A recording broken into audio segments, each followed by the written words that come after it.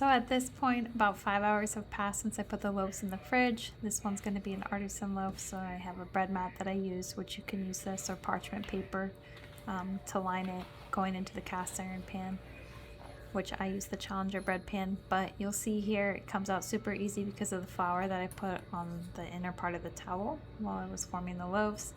Then I'm going to score it. You can see here the texture of the loaf is still a little moving a little extra, I would say. You can see it really right here, which basically just means I might be a little early to baking it, but it doesn't matter. At this point, it's still good. 5 hours have passed. You can do more loaves the next day as well. And then I have had the Challenger pan preheated at 450 degrees for 30 minutes, and then I'm going to open it up, put my loaf in that I just scored, and put it covered back into the oven for 30 more minutes.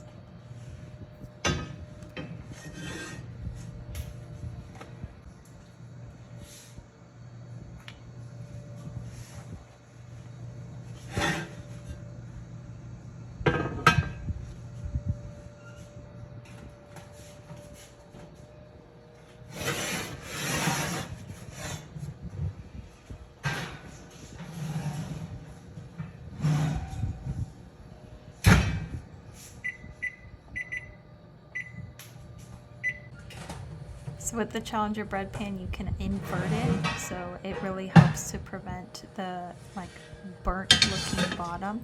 So I take the lid off and I put it upside down, just less lifting overall because it's a very heavy pan. And then I put the loaf on top and I put it back into the oven for 10 minutes. So you can see it looks really good, but after the 10 minutes, it's gonna have that crispy brown color that you expect of sourdough. But not too crispy burnt because I don't like it like that. I like it to look not burnt and to taste not burnt. And there you go. Look at that beauty. Look at that.